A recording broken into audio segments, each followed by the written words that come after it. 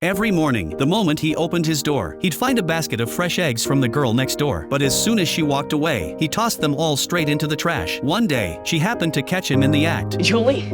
Are those my eggs? Furious, she snatched them back. She had thought her little act of love would bring her closer to Bryce, but it turned out he only saw the eggs as dirty. Julie was crushed. The boy she had secretly liked for years wasn't who she thought he was. From that day on, she stopped talking to Bryce, but something unexpected happened. Now that she was gone, Bryce found himself missing her. More than he liked the silence, he missed the girl who used to follow him everywhere. He started trying to get close again, but Julie wouldn't even look at him. That's when Bryce realized winning her back wouldn't be so easy. The first time Julie saw Bryce, she was only 7. His family had just moved into the neighborhood. Julie had run over, eager to help, but shy little Bryce couldn't handle her energy. He thought she was annoying and just wanted to get away. But in the middle of that awkward chase, their hands accidentally touched. Julie looked up into his eyes, those sparkling, starry eyes, and her heart skipped a beat. Fate had a funny way of working. They ended up in the same class. On the very first day, Julie gave him a big hug. From that moment, everyone at school knew she liked him. They became the unofficial couple and the target of everyone's teasing. Bryce hated it, but he was too scared to tell Julie how he felt. This went on until 6th grade. Then, Bryce came up with a plan. He pretended to chase the prettiest girl in school, showing off in front of Julie, so she'd give up on him. At first, it seemed to work, but one day, his best friend Garrett, who also liked the same girl, spilled the whole plan. When the truth came out, the girl dumped Bryce on the spot, and Julie saw it all. She couldn't help but smile. She started following Bryce around again. Just like old times, she dreamed of the day they might actually be together. But for Bryce, her presence was unbearable. He couldn't wait for middle school, so they'd be placed in different classes. He hoped they'd never see each other again. But that year, the real change didn't happen at school. It happened at home. His grandmother passed away, and his mom worried about Grandpa living alone, so she invited him to move in. And it was Grandpa who slowly began to shift Bryce's view of Julie. You see, ever since they moved in, Bryce's dad had made fun of Julie's family from afar, saying their yard was overgrown, or calling her dad a wannabe artist with no future. Without realizing it, Bryce had absorbed those same judgments, and it pushed him further from Julie. But Julie had no idea. Her dad may not have had money, but he was a wise and accomplished man. One of her brothers got into a top university. The other became a successful musician. While painting, her dad often shared life lessons with her. He told her, never judge a person by just one part. Look at the whole picture. If you only focus on one brushstroke, you might miss the beauty of the entire painting. Julie didn't fully understand at the time, but one day, as she climbed high into a sycamore tree to rescue her kite, everything clicked. The sunlight broke through the clouds, the breeze carried the sweet scent of wild grass, and the view took her breath away. For the first time, she understood what her dad meant. The pieces might seem ordinary on their own, but together, they created something beautiful. Then Bryce showed up. The kite was his. Julie invited him to climb up and enjoy the view with her, but Bryce, shallow as ever, made up a silly excuse. I can't. I sprained my,